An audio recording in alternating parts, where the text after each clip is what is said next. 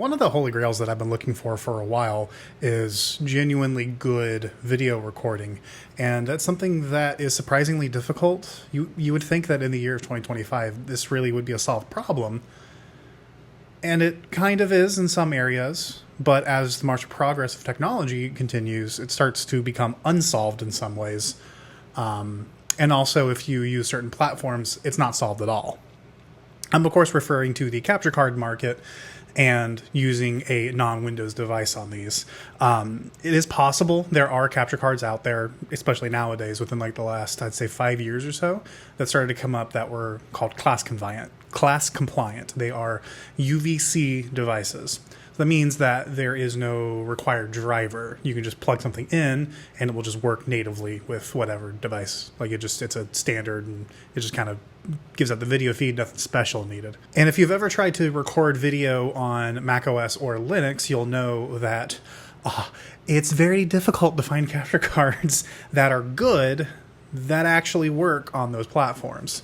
It's been a very long struggle trying to come up with something for my workflows. One of the things that I really wanted to use my MacBook for is using its inbuilt video encoder chip for A, better quality video, and also B, just less strain because it's a dedicated hardware chip for it. And that has been a very long process to try to figure out how to do that. For a while, I was using setups where I used NDI, so I was streaming, like I would run OBS on my game computer and stream it over the network to my MacBook. And you'd have to come up with all kinds of like delays to make things line up, or you'd have to figure out how to record audio on the MacBook separately from your computer, and you'd have to kind of just figure out all the stuff. And it was a pain, but I did get it working for a lot of PC games. But the problem with that is that I can only do that on platforms where I'm able to run OBS, or if I'm recording directly on the MacBook. So severely limits my options. And a lot of the capture cards that I had at the time were PCIe cards that just did not have drivers for macOS or Linux, like the Elgato 4K 60 Pro Mark II, which is what I was using, and that's a pretty good capture card with all things considered. And when I was on Windows, it worked flawlessly. I was streaming with it, and everything was great. It did have some weird quirks that were a little annoying, but nothing that I couldn't work around, and especially things that weren't a big deal if I was recording. They were bigger deals if I was streaming, but not so much on the recording side. So that still left me in a weird position. If I want to move to Linux full-time, how do I record all my footage? And the answer is, for a while there, I just didn't. I either didn't, or I booted into Windows in order to record, which is unfortunate because the one capture card that I do actually really like, the StarTech USB 3 HD cap, which is based on a MyComsoft Japanese capture product. That thing is fantastic, and it's so good for retro games. If you've ever seen footage of me playing older systems, that was the capture card I was recording on. So, for example, my Splinter Cell video was recorded on that. Looks really good, but again, can't use it on Linux, can't use it on macOS. So how did I fix this problem? Well, I'm tempted to say that I didn't. Like, that's the obvious answer, right? But I will say that I have found a solution that the more I play with it, the more happy I am with it, and the more it's starting to solve a lot of problems that I have.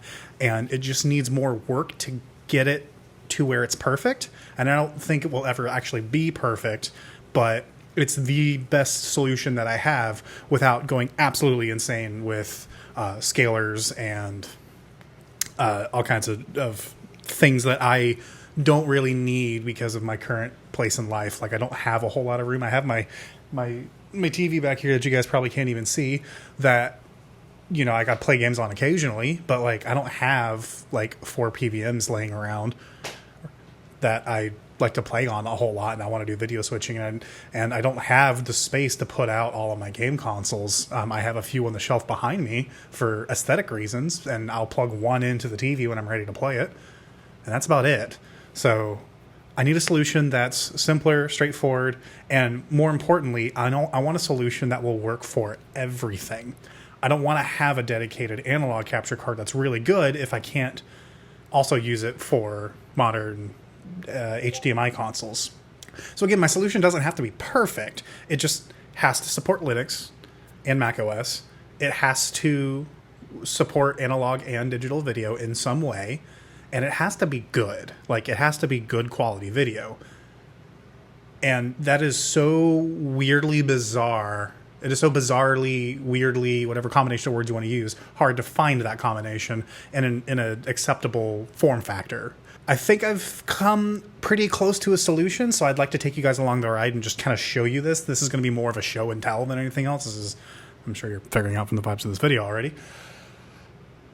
But yeah, I just kind of wanted to talk about this for a little bit, and especially because I'm about to travel for work, and this would actually be a pretty good test of the whole setup to see if a lot of my theories are correct about things. So without any further ado, I'd like to introduce you to the AverMedia Live Gamer Ultra 2.1, or whatever its name is. It's got Ultra and 2.1 in the name. It's a USB-C capture card that will let you take in 4K 60 as well as HDR. It will let you pass through 4K 120 or 4K 144, so you can still play at higher refresh rates and still capture at lower frame rates, which is that's a pretty nifty feature. And it also lets you have other analog audio inputs if you're playing on console. I don't do that. That's not how my audio setup works, so those parts aren't important to me, but I can see how they are important to other people. And as I'd like to show you here, it just kind of works. So this is my desktop. You just plug in the HDMI cable. It's got the HDMI cable out. I run it up to my monitor that's up top here. I might show a picture of my monitor arrangement. I might come back to my monitors. I want to do a video about that too, but that's topic for another day. It's connected to my upper monitor here that I have two mounted up top. My bottom monitor is a direct connection, so that's going to it's got both USB-C to whatever laptop I have plugged in, and in addition to that has DisplayPort going to it, so it's entirely isolated, but whatever's on this monitor goes through the capture card. So whatever is being recorded, I see, and it's a perfect, flawless pass-through. If I want to enable HDR, I can do that. My monitor still displays it, and I can still capture it, or I can tone map it. I don't capture in HDR. I also don't use HDR because I think it looks terrible, but that's another conversation for another day too. Good Lord, I am stacking up this backlog of videos that I need to make. But I can record things in my native environment, and all I have to do is plug in my MacBook, connect the cable, and hit the go button, which is super important. I need to be able to just spur of the moment, like if I'm playing with my friends or something and we want to record some footage for a video that I want to make, I need to be able to do that. I know I don't typically upload those kind of videos, and a lot of that's just because of the style of videos that I was making at the time. There are potential new video ideas that require me to just kind of have a rolling tape of video that I'm recording of my games. Whether or not I actually do anything with that yet, I don't know, but a lot of it might also just be spurred on by my new recording setup. And I think that's the more important detail to take away from this, is this recording setup makes me want to record more. And because I want to record more, I'm more in the mindset of making YouTube videos, which is, I think, one reason why I'm making this video right now. And historically why I've had problems with it in the past is because nothing has really seemed interesting to me to want to record. And it's really hard for me to force myself to record something. It needs to be a creative endeavor. So it needs to be something that I want to say or something that I want to make. That was a really big philosophical just spiel for talking about video capture. I realize that's kind of insane, but hey, it's why you guys are here for the channel, right? I've been doing like Italian hands a lot this whole time. Sorry. So I'm going to share some examples of how the video footage from this capture card looks right about now. YouTube is going to mutilate this a little bit, I know. Trust me, the videos are much higher bitrate than they actually are because I'm able to use my MacBook's hardware video encoder. I'm able to crank this bitch up and get 4K 60 out of it and record at pretty decent quality levels for not a whole lot of bitrate. I went through and I cleaned out a lot of the hard drive on my Mac to make room for my test recordings, and I think I've dialed it down to where it's like, depending on the game, I can drop the quality down to 35 on the hardware encoder for H.265. And it's just kind of fine. It's not blisteringly, amazingly, eye-bleedingly 4K, but I don't need that for my videos. I've come to the realization of, back in the day, I used to be a quality-obsessed weirdo and always wanted to record in the highest quality possible and always have the most detail possible, which is an admirable goal. But when you're making YouTube videos, YouTube hates you in terms of the quality, because if your video is higher quality, that's more bandwidth that they have to stream. And if you are getting hundreds of thousands of views or millions of views, it scales linearly. That's a lot of bandwidth. So the more they can compress your video down to get close enough, then they win, right? So you can find some examples of high bitrate video. There are some channels that are allowed to upload in 1080p high bitrate, or if you watch a 4K stream or a 1440p stream, those will be higher bit rates as well. So you can kind of cheat the system that way. But at the end of the day, we are still streaming and we are still watching a very lossy 4K video. So I don't necessarily need a pristine, awesome quality. And my MacBook can just record this for forever. It's ridiculous. Like, I've started recording a Dark Souls playthrough for some particular reason that...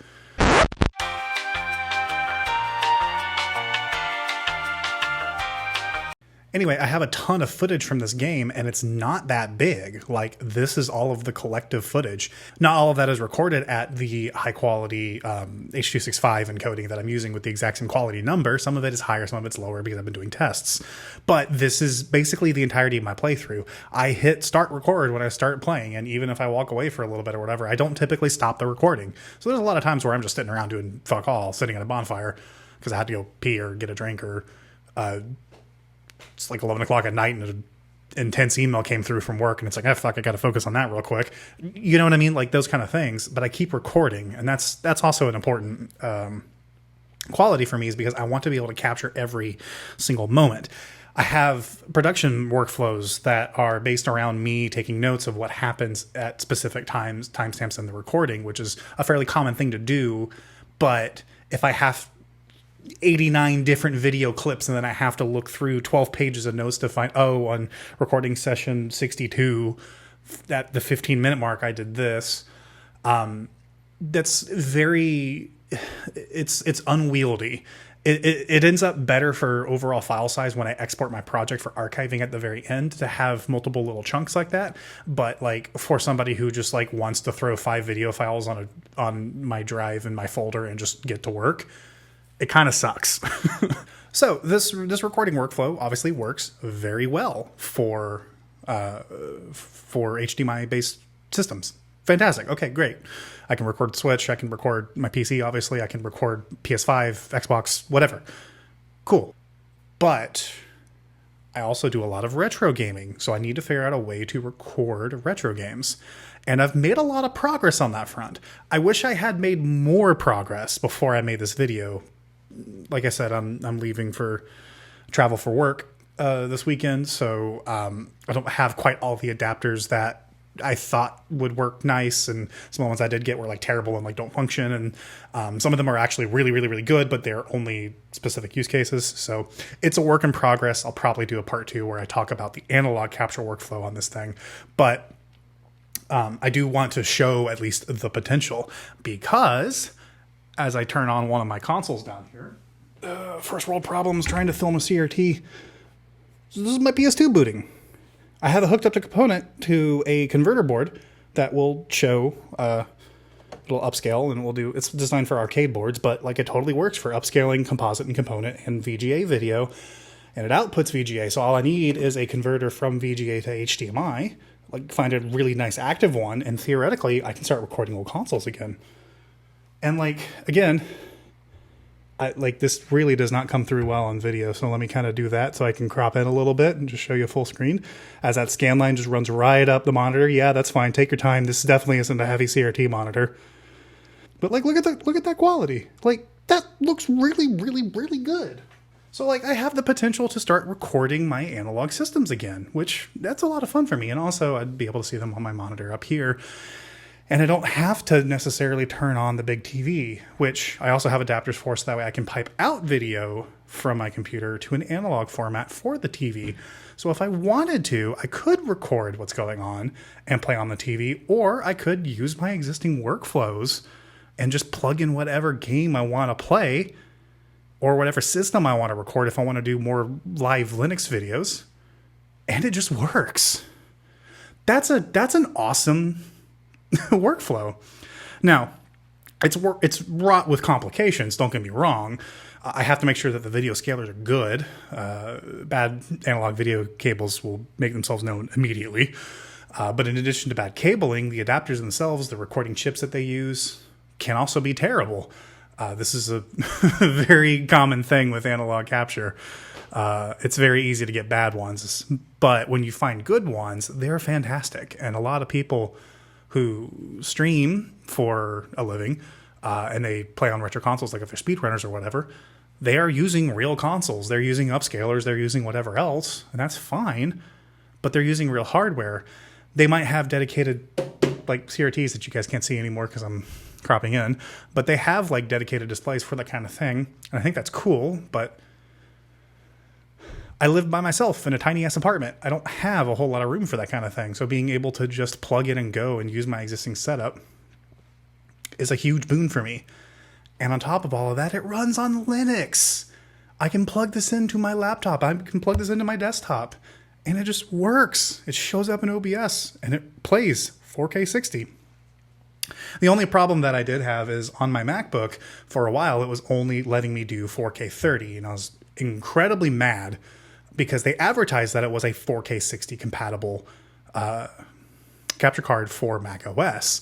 But then I dove into it, and then I found out that, oh no, with Motion JPEG, you can only do 4K 30 on M1 devices. In order to do 4K 60 with Motion JPEG, you had to have an an M1 Ultra or higher.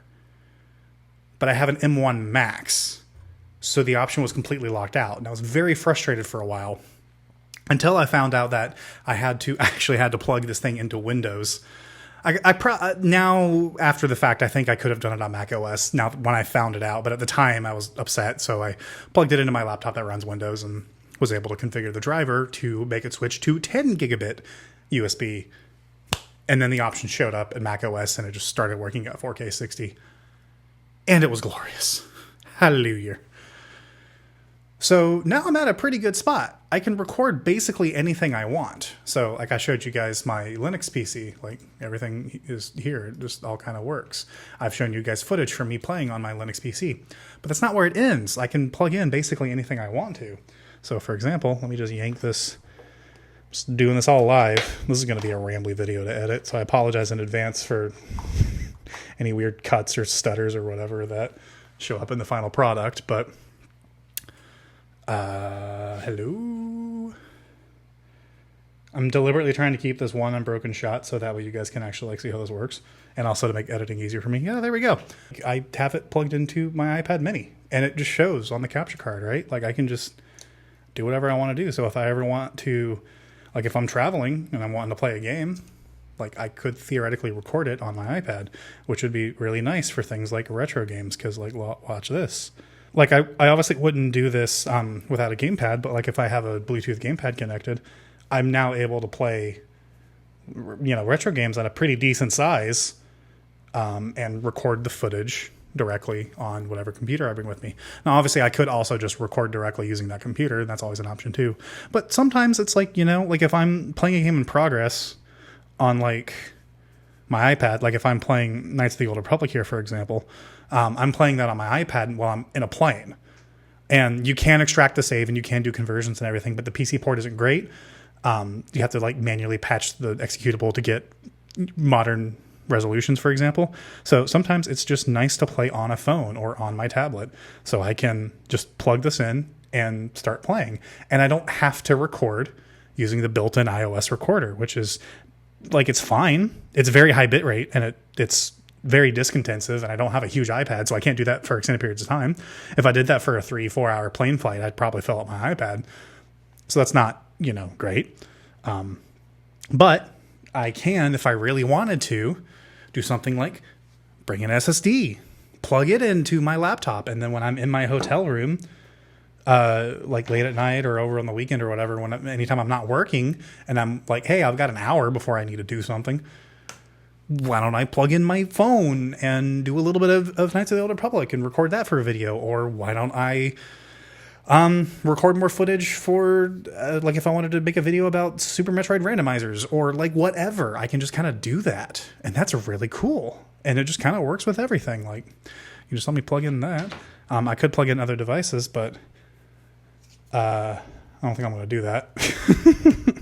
But again, I really just can't stress enough how really cool it is that this all just works. Class compliant devices are awesome. Like, this is such a cool workflow. I just plug things in and then I wait a while for...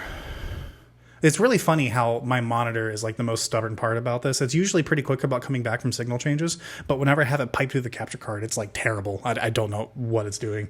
But yeah, like at any time I can just like load up anything and just start recording wherever I am. So like I could even potentially, while I'm like, I could get like a nice microphone that's portable and record voiceover while I'm in a hotel and like record Linux videos if I really wanted to. Like, that's an option available to me now. Will I do that? Probably not, because that feels a little extra. But if I start making videos and I start, actually trying to do the whole YouTube thing again and taking it seriously, and I start to get somewhere with it, then I might do that every so often. Like, shit, popular YouTubers do it. I might as well. Like, what else am I doing with my time? Watching the X-Files? Video capture is a weird thing, and it's a lot of fun to finally get to a point where I can just throw any system at it and it just kind of works, whether that's on the recording side or on the hosting the actual games side.